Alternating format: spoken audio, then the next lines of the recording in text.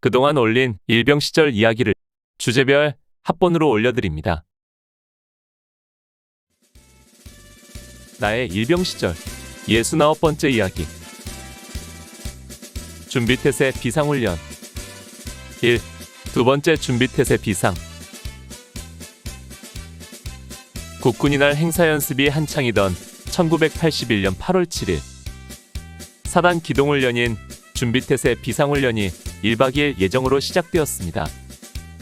준비태세란 적의 침략으로 전쟁이 벌어지면 즉시 우리의 방어진지에 투입되어 전투 준비를 갖추는 것을 말합니다.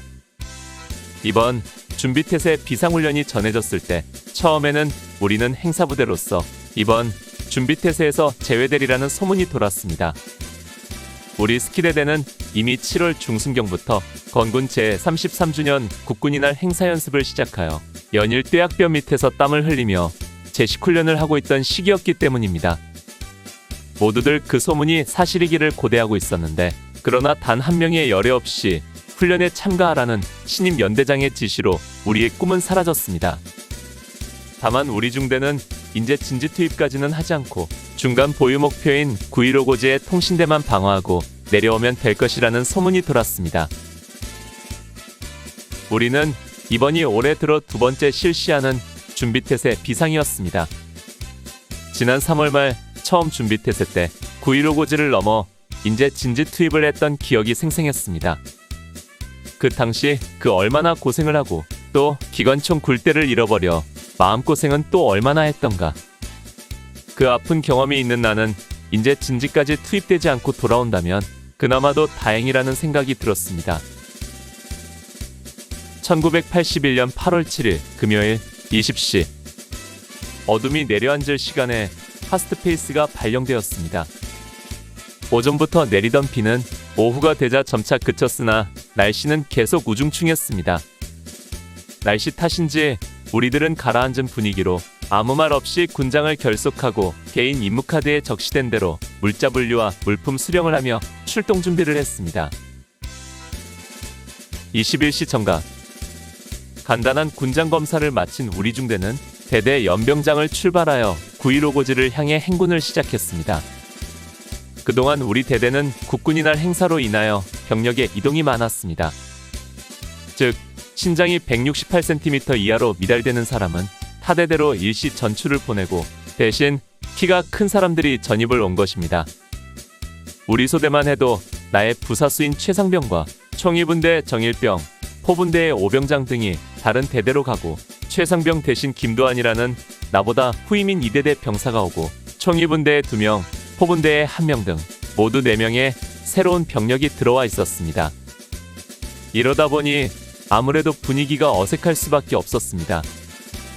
아무튼 우리 일총에는 사수 이상병과 내가 부사수를 맡고 새로운 김일병이 탄약수를 맡아 팀을 이루었습니다.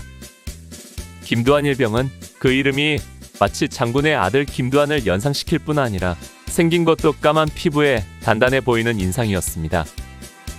그리고 주특기도 104로 자대에서 기관총을 다루던 사람이라 믿음직스러웠습니다. 행군을 시작하기에 앞서 나는 그에게 다짐을 받았습니다. 야, 이번 행군 자신 있지? 내 물음에 그는 용감하게 대답했습니다. 예, 자신 있습니다. 9.15 고지 오르는 것이 그리 만만하지 않아. 단단히 각오해. 내 우려 섞인 말에 그는 힘차게 대답하며 자신감을 보였습니다. 그런 단단한 최고의 김도환을 바라보며 나는 적이 안심이 되었습니다. 그런데 부대를 출발하여 마산리 고개를 넘어 학수초등학교 앞에서 두 번째 휴식을 한 뒤 두무동 고갯길로 접어들자 김일병이 헉헉대기 시작했습니다. 아직 본격적인 비탈길이 시작되지도 않았는데 현저히 체력이 떨어지는 모습이 보이기 시작한 것입니다. 될 수 있으면 물을 적게 마시라고 충고를 했지만 수통에 물을 다 마시고 땀을 비오듯 쏟아내더니 점차 절인 배추처럼 늘어지기 시작했습니다. 출발 전에 용감하게 대답했던 그의 모습은 이미 사라진 지 오래였습니다. 두무동 고갯길은 말이 고개이지 오르막이 완만하기 때문에 그리 힘든 코스는 아니었습니다.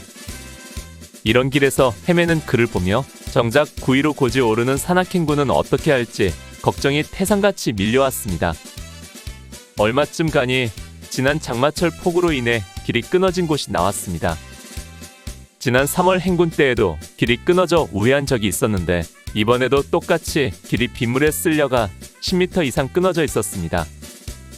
아마도 그때 끊어진 도로가 보수도 되기 전에 장마비로 또 유실된 것 같았습니다. 중대장이 무전으로 대대의 상황을 보고하자 대대에서 임시로 우회도로를 만들었으니 찾아보라는 답신이 왔습니다. 과연 와지선을 따라 공병대가 만들어 놓은 우회도로를 찾을 수 있었습니다.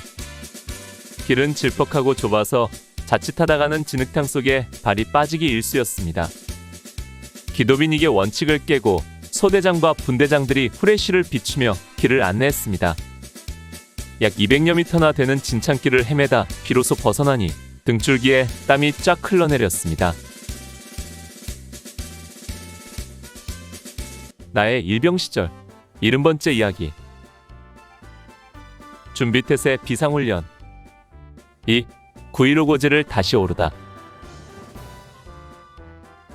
915 고지로 오르는 길로 접어들었습니다. 이제부터는 그동안 지나온 완만한 길이 아니라 산악행군으로 급경사가 계속되는 죽음의 코스가 시작되는 것입니다. 그렇지 않아도 힘이 빠진 김두한 일병인데 급경사 길로 접어들자 그의 헤매는 모습이 더욱 심해졌습니다. 처음 자대를 출발할 때는 기관총을 30분씩 교대로 그와 나누어 메고 행군을 했는데 학수국민학교를 지나면서부터는 그가 언제 고꾸라질지 몰라 불안해서 계속 내가 말뚝으로 기관총을 메고 있었습니다. 그럼에도 불구하고 그는 이미 온몸에 힘이 빠지고 다리가 풀려 자기의 군장과 소총을 메고 오르기도 힘겨워하고 있었습니다. 오직 정신력 하나만으로 버티는 그에게 무엇을 바라겠는가? 나도 이번이 두 번째로 오르는 915 고지였지만 힘들기는 매 한 가지였습니다. 가도 끝이 없이 오르막길만 계속되는 이 산길. 너나 할 것 없이 힘들기에 아무 말 없이 묵묵히 걷고 있었습니다. 행군대영은 처음 출발할 때 1소대를 천병소대로 하고 뒤이어 중대본부와 화기소대가 따르고 2소대, 3소대 순으로 행군하고 있었는데 중대장은 915 고지로 오르기 직전 두무동고개에서 자꾸 뒤로 처지는 2소대를 후위로 빼고 3소대를 본대에 합류시켰습니다. 당시 2소대장은 ROTC 신임 소위로 임관하여 자대 배치된 지 한 달 정도 된 소대장이었습니다. 그는 체구는 큰 편이었으나 단단해 보이지는 않는 인상이었습니다. 아니나 다를까 처음 오르는 만만치 않은 915 고지가 그에게 벅찬 것 같았습니다. 점점 처지기 시작한 2소대. 무전을 통해 2소대를 찾는 중대장의 소리가 분별 없이 들렸지만 2소대에서 대답하는 사람은 없었습니다. 마침내 중대장은 행군을 멈추고 2소대가 따라오기를 기다렸습니다.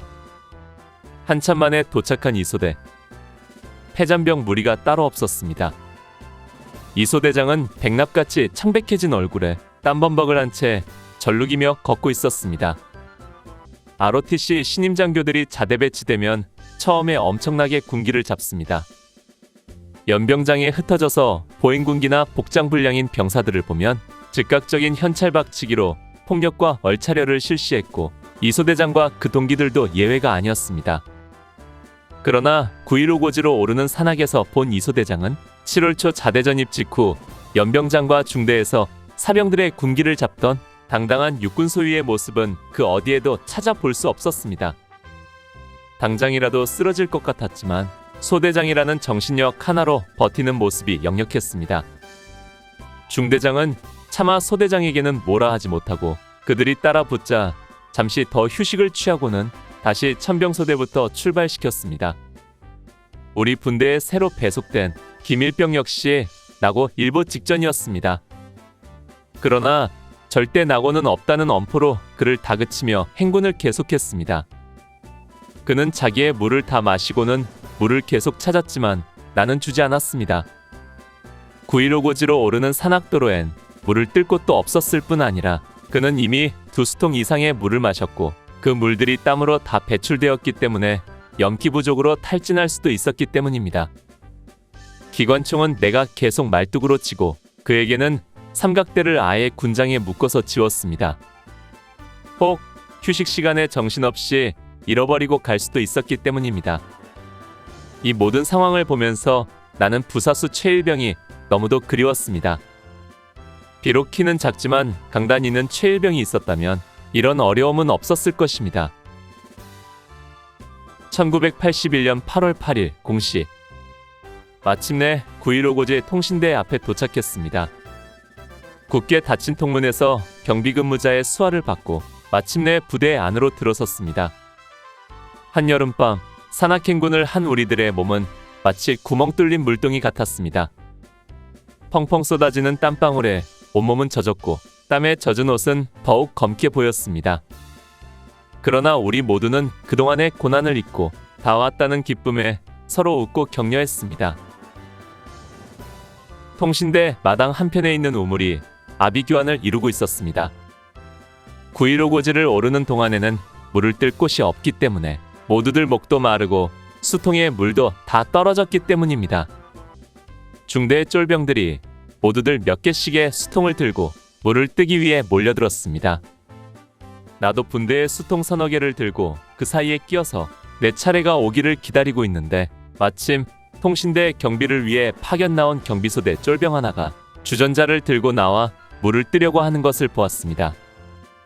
우물은 꽤 깊었고 두레박을 이용하여 물을 퍼올리는 것이라 수통에 물 따르는 것이 쉽지 않아 버리는 물이 더 많은 형편이었습니다.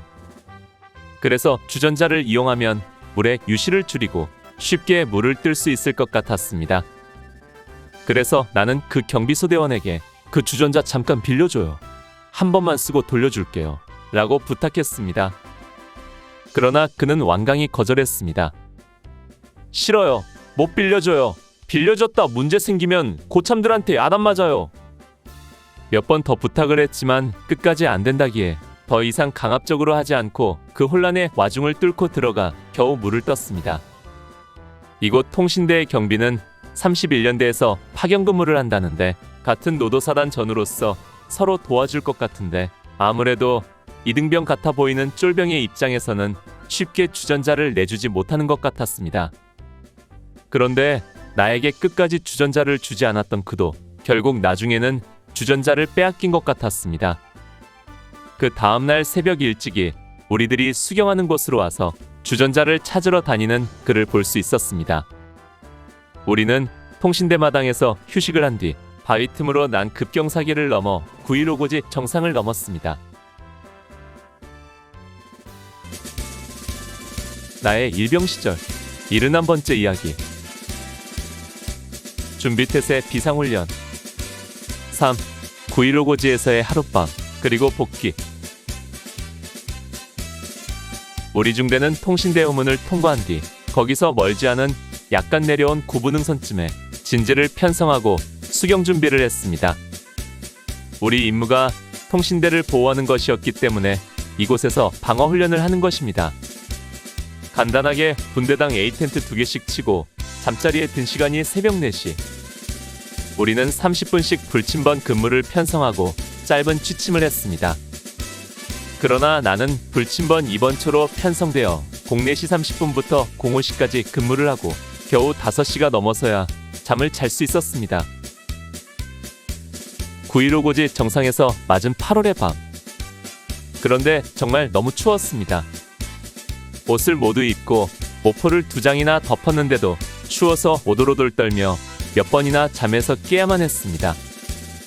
강원도 산골짜기 높은 고지의 8월밤은 냉랭하기 그지없었습니다. 8월 8일 07시 기상. 밤늦게까지 행군하고 겨우 2시간을 자고 일어나려니 온몸도 뻐근하고 정신도 오락가락 멍했습니다. 그런 상태에서 텐트를 걷고 군장을 꾸리고 전장 정리를 했습니다. 군장을 한 곳에 모아두고 곧바로 방어진지를 편성하여 방어에 들어갔습니다. 이곳 사단통신대는 비상시 우리 중대에게 맡겨진 중간보유 목표였습니다. 유사시 통신대가 안전히 철수할 수 있도록 우리가 그 시간 동안 이곳을 방어해야 하는 것입니다.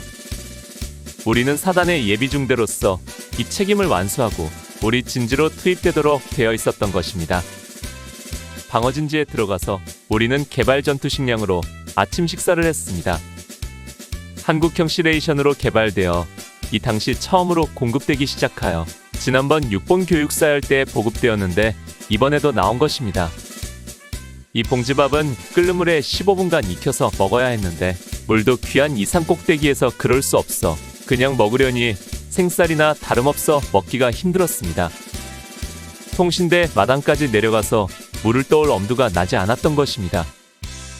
1인분 전투 식량에 봉지밥 2개가 들어있는데 겨우 한 봉지만 먹고 남은 한 봉지는 군장에 넣어두었습니다. 식사를 마치고 방어진지 앞에 시계 청소를 했습니다. 방어에 불편을 주는 나무와 잡목 등을 제거해 방어를 용이하게 하기 위한 것입니다. 그러나 80도 안팎되는 극난한 급경사 산자락에서 나무를 베고 풀을 쳐내는 것이 위험하기도 하고 쉽지 않은 일인지라 그저 하는 신용만 하고 말았습니다. 9.15 고지에서 바라보는 8월의 아침 풍경은 환상 그 자체였습니다. 솜털같이 하얀 구름은 골골마다 포근히 감싸고 우리가 있는 고지는 마치 바다 가운데 떠서 부유하는 조각배 같았습니다. 이 멋진 풍경은 지난밤의 모든 고난과 오늘 귀대할 때의 행로를 보상하고도 남음이 있다는 생각이 들 정도였습니다. 오전 10시 우리는 진지에서 철수하여 군장을 메고 하산하기 시작했습니다. 하산 코스는 지난 3월에 그랬던 것처럼 산능선을 따라 902 고지로 내려와 싸가지골을 통과해 복귀하는 개굴령 코스였습니다. 915에서 902로 이어지는 능선길. 지난 3월 30일 새벽 그 칠흑 같은 어둠을 뚫고 걸었던 험난했던 여정을 떠올리며 이제는 밝은 대낮에 주변 풍경들을 감상하며 좀 더 여유로운 마음으로 걸었습니다. 902 고지 위에서 휴식을 하며 땀을 식힌 후에 하산하기 시작했습니다. 이 고개를 개골령이라고 부릅니다. 양구에서 인제로 넘어가는 또 하나의 고개입니다. 이 개골령은 902 고지 정상에서 양구 쪽 싸가지골로 내려오는 길이 2개가 있습니다. 산자락을 따라 완만하게 휘돌며 내려가는 큰 길과 골짜기로 빠르게 질러 내려가는 소록길입니다.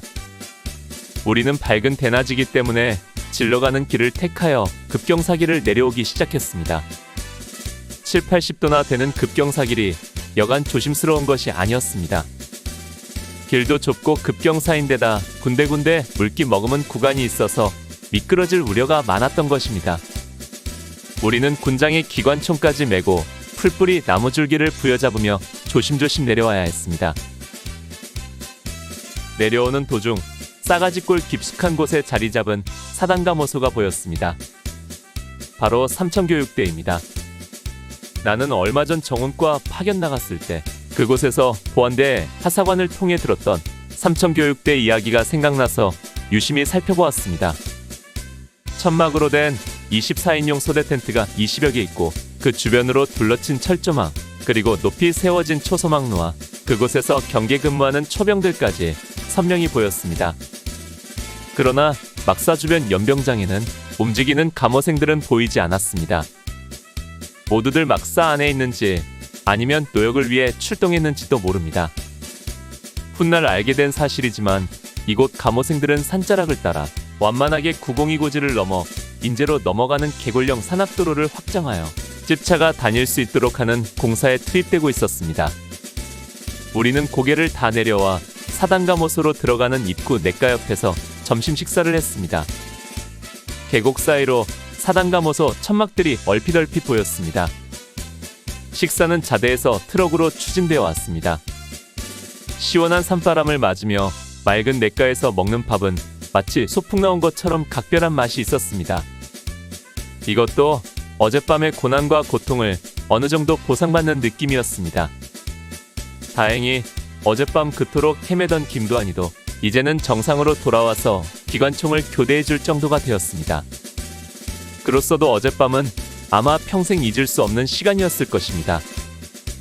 싸가지골은 빠져나오는데 2시간이 걸리는 깊은 골짜기였습니다. 준비태세 모든 상황은 11시로 모두 종료되었고 우리는 마산이 고개를 넘어 늘 다니는 길로 부대 복귀했습니다. 1981년 8월 8일 저녁 태양도 뉘엿뉘엿 넘어가고 있었습니다.